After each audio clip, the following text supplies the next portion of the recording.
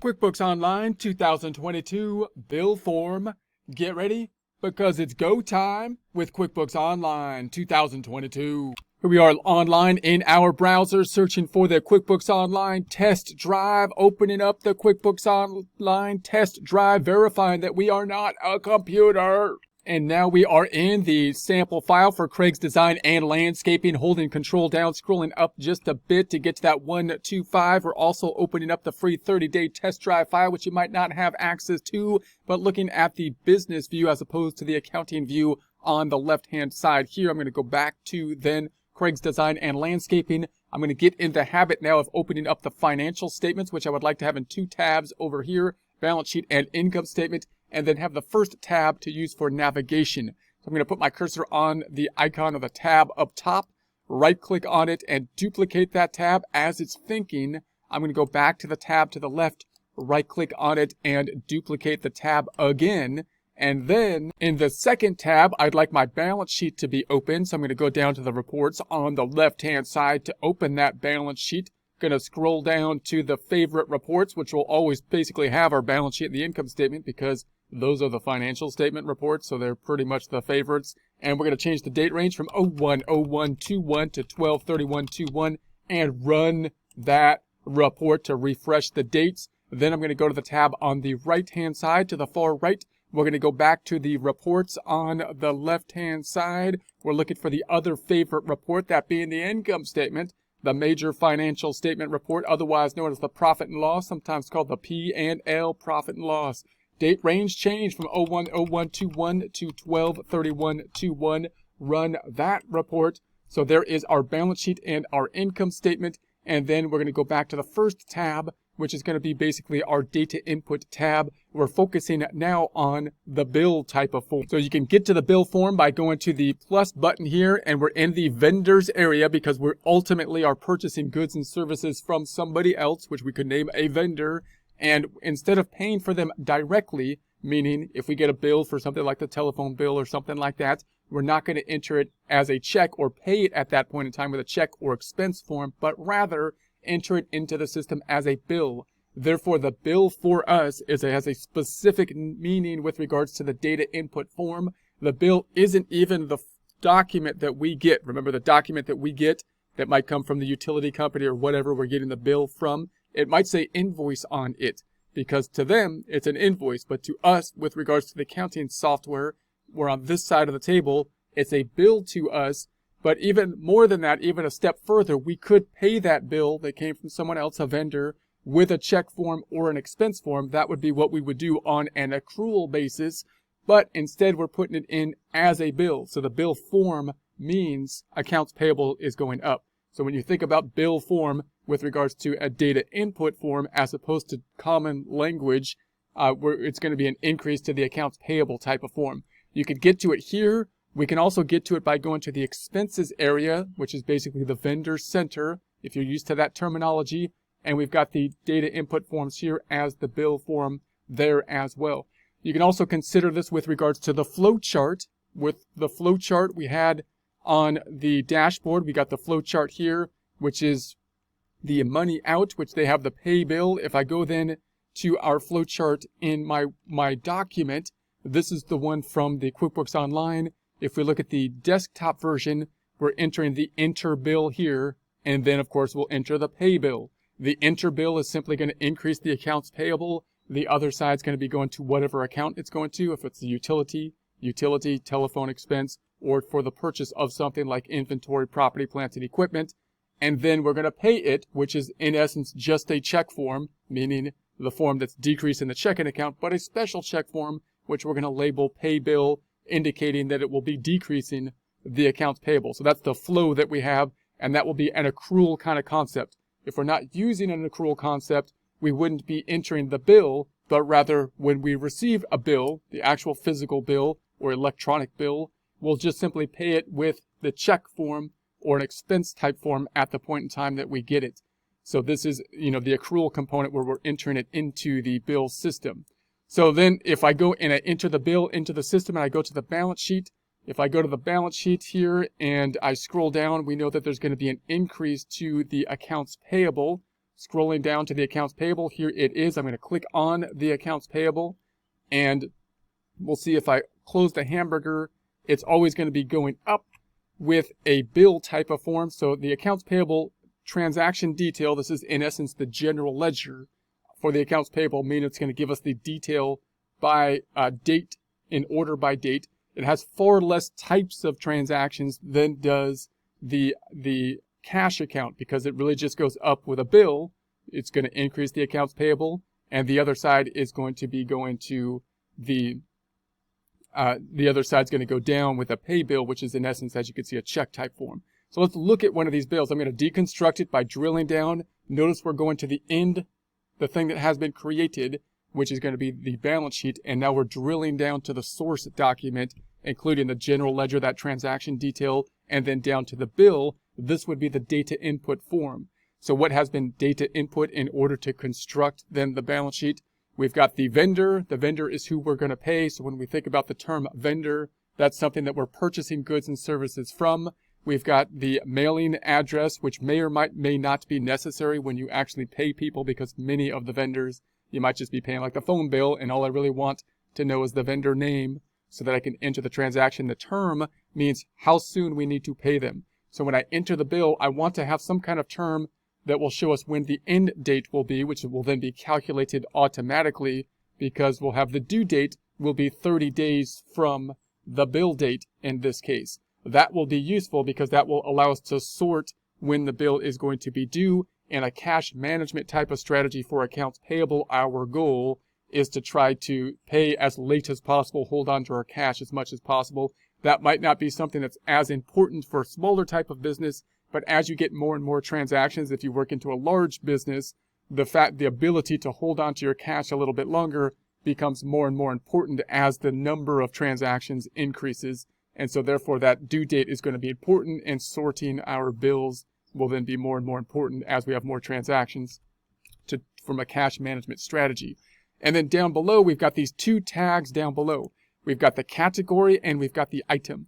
So if we're purchasing something that's just going to be like an expense type of account, in this case, legal and professional type of account, then we're typically going to be up here in the category, and we're going to be applying this account out. It's a subcategory of an expense type of account. So the other side of this transaction, remember that every transaction will have two accounts that will be impacted, is going to go to an expense account for the lawyer expense for legal and professional fees, sub account of the lawyer expense. So we'll talk about how to set up the chart of accounts at a future point, but that's when it's just going to go to a category. Now, if we have to add more detail, say we're purchasing inventory, then we're going to have to use this item down here, which will give us the items that we're going to be purchasing. If we purchase an inventory item, that's important because the items are going to have to track not only the account that will be impacted, in that case increasing an inventory account, but also the inventory units that we're going to be tracking.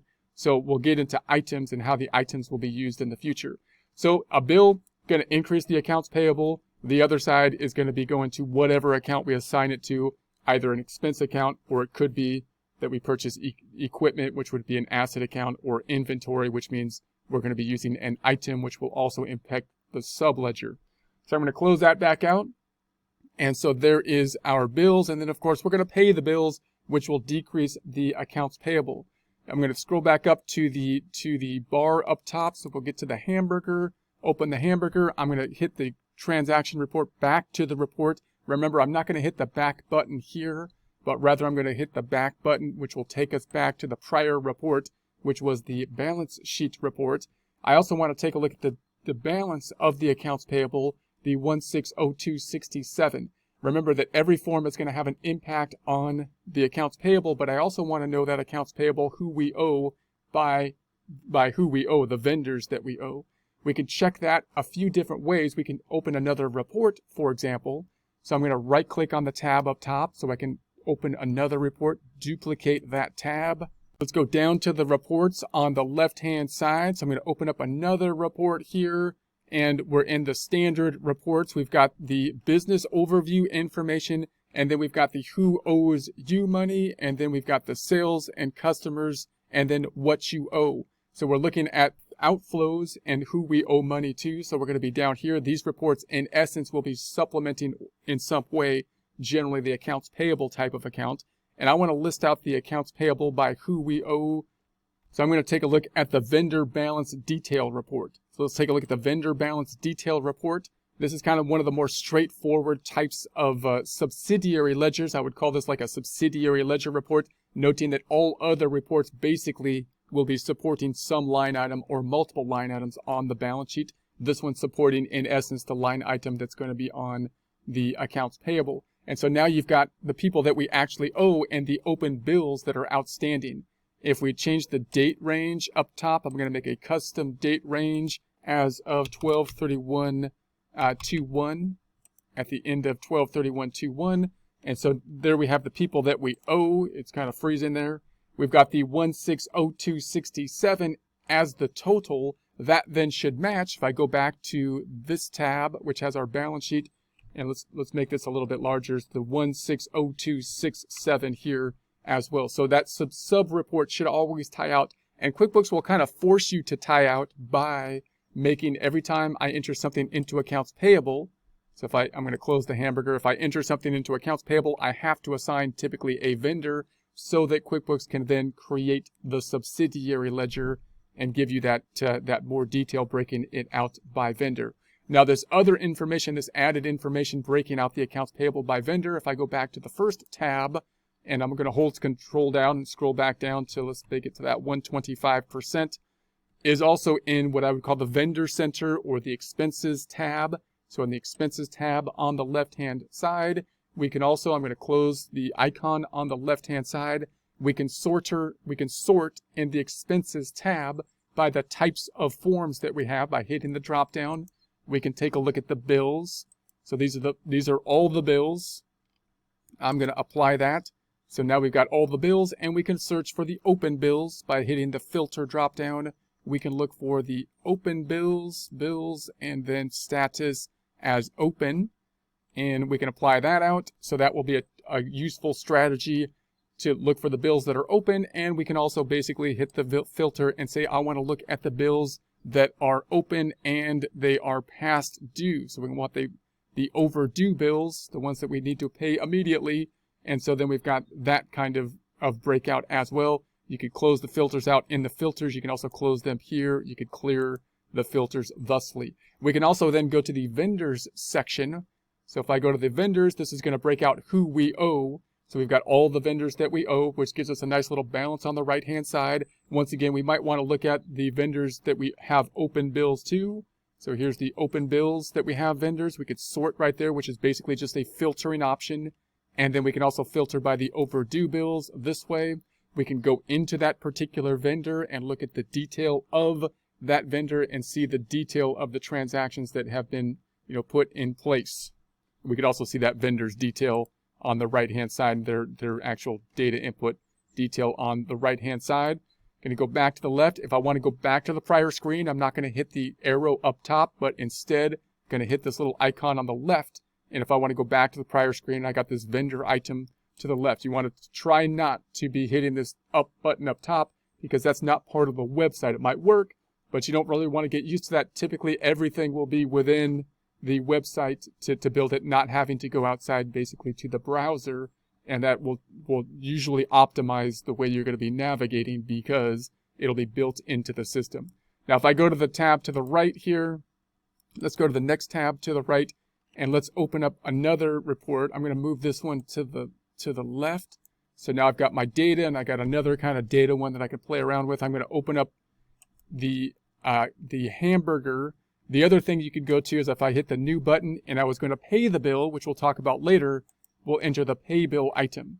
And this is going to also sort those bills that are outstanding. So this is another place that I can basically go and sort the bills that are outstanding. So the bills that I have entered that I have not yet paid, I might then sort them by entering a report, looking at a report. I might go into the vendor center and filter within there, or I might go into the pay bills area and sort the outstanding bills. Those are typical ways that we can go into and look at those bills that have not yet been paid. Obviously, the other side of the bill that's going to be recorded, if I go to the income statement and I'm going to close the hamburger, hold control, scroll up a little bit, I'm at the 175. And then if I go down, these bills then are going to be going into this side typically. So that, for example, that one bill was for legal and professional, and I think it was for lawyer. So if I go into the detail here, drilling back down, now I'm at the completed form, the end result of our data input. I'm going to hold Control, scroll back down again, and there's a bill that we have entered for the lawyer activity. Now I'm drilling back down to the source document. I'm deconstructing, going from the end product and breaking it back down to its component parts, and that's going to be the component part of the bill.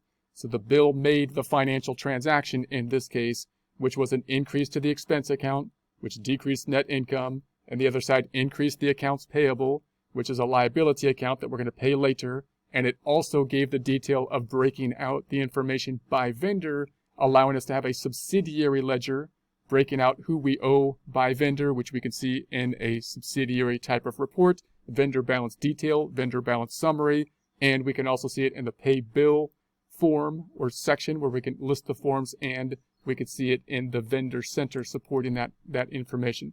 So of course the next, if I go back to the first tab, hit the caret and hit the plus button, the next item in our cycle, if we were to have a full accrual process, would be to pay the bill, which would be decreasing the accounts payable, and the other side then decreasing the checking account. And we'll do that next time.